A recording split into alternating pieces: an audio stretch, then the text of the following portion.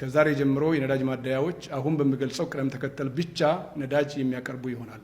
አንደኛው ቅድሚያ ማግኘት ያለበት ከነዳጅ አንጻር ነዳጅ የሚያጓጉዙ ቦቴዎችን፣ ሁለተኛው ከፍተኛ የአምራች ኢንዱስትሪዎችና የኤክስፖርት ድርጅቶች ቅድሚያ እንዲያገኙ ይደረጋል።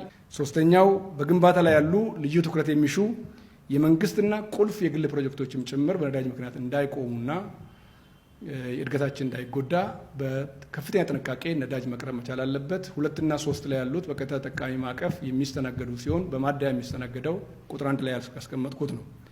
4ኛ ላይ የገቢና የውጭ ምርት የመሰረታዊ ፍጆታ ምርቶች እና ሸቀጣሸቀጦች እየጫኑ የጭነት ተሽከርካሪዎች ቅድሚያ ማግኘት መቻል አለባቸው።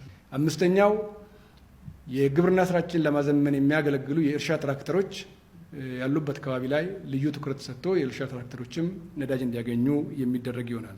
በ6ኛነት የህዝብ ማጓጓዣ የከተማ የህዝብ ማመላለሻ ተሽከርካሪዎች፣ አገር አቀፍና የከተማ የህዝብ ማመላለሻ ትራንስፖርት ባሶች በ6ኛ ደረጃ ትኩረት ሰጥቷቸው ነዳጅ እንዲያገኙ የሚደረግ ሲሆን በ7ኛ ደረጃ በናፍጣ የሚሰሩ ሌሎች ለህብረተሰብ ግልጋሎት የሚመጡ ተሽከርካሪዎች በቅድሚያ ሊስት ውስጥ ከ1 እስከ 7 የተዘረዘሩ ስለሆነ በእነኚህ ዝርዝር መሰረት ብቻ ማደያዎች በቅደም ተከተል እንዲሰሩ ይጠበቃል። ከዛሬ ጀምሮ በሚኒስቴር መስሪያ ቤታችን ስር የሚደራጅ የሁኔታዎች መከታተያ ልዩ ክፍል ከተለያዩ አግባብነት ያላቸው የፌዴራልና የክልል ተቋማት አማካኝነት ተውጣቶ ነዳጅ በማዕከላዊነት የሚመራበት የመረጃ ተደራሽነቱም ከማዕከል ከአንድ ምንጭ ብቻ የሚቀዳበት ለሚዲያ ለህብረተሰቡ የሚገለጹ ገለጻዎች ሁሉም እንዳፈተተው የሚገልጽበት ሳይሆን ከአንድ ማዕከል የሚቀርብበት ሁኔታ ተመስርቷል። የሁኔታዎች መከታተያ ልዩ ክፍሉ ከፌዴራል የሚመለከታቸው አካላት የንግድ ሚኒስቴር፣ የገንዘብ ሚኒስቴር፣ የጉምሩክ ኮሚሽን፣ የፌዴራል ፖሊስ፣ የብሔራዊ ደህንነትና መረጃ፣ ሌሎች ተቋማትም ነዳጅ እና ኤነርጂ ባለስልጣን፣ ነዳጅ አቅራቢ ድርጅት በጋራ ሆነው በአንድ ክፍል ውስጥ በጋራ 24/7 የሚከታተሉበት ስርዓት ዘርግተናል።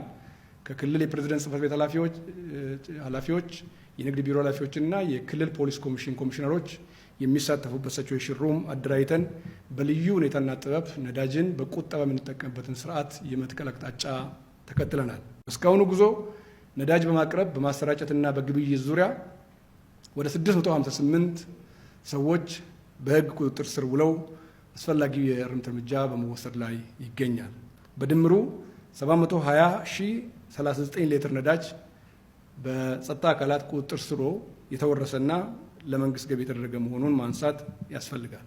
ይህን ማነሳበት አሁንም ቢሆን በሳቦታጁ በሌብነቱ ውስጥ እና በግብይት ሰንሰለቱን መንግስት ካስቀመጠው አቅጣጫ ውጪ ተግባራዊ ለማድረግ የሚደረግ የትኛውም ሩጫ ከመንግስትና ከህዝብ እይታ ውጪ ስለማይሆን ተገቢ ቁጥጥር የሚደረግበት መሆኑን አበክሬ ማንሳት እፈልጋለሁ። በተለያየ ኃላፊነት ደረጃ ያሉ ተቋጣሪ አካላት የንግድ መዋቅር 52 ሰዎች፣ የጸጥታ ህግ አስከባሪ አካላት 23፣ የማደያ ባለቤቶች ስራ አስኪያጆችና ሰራተኞች 52 ሰዎች፣ ሾፌሮችና ረዳት ሾፌሮች 43፣ ሌሎች ህገወጥ አዘዋዋሪ ግለሰቦች 488፣ በጥቅሉ 658 ሰዎች ቁጥጥር ስር ውለው አስፈላጊ ህግ እርምጃ በመወሰድ ላይ ይገኛል።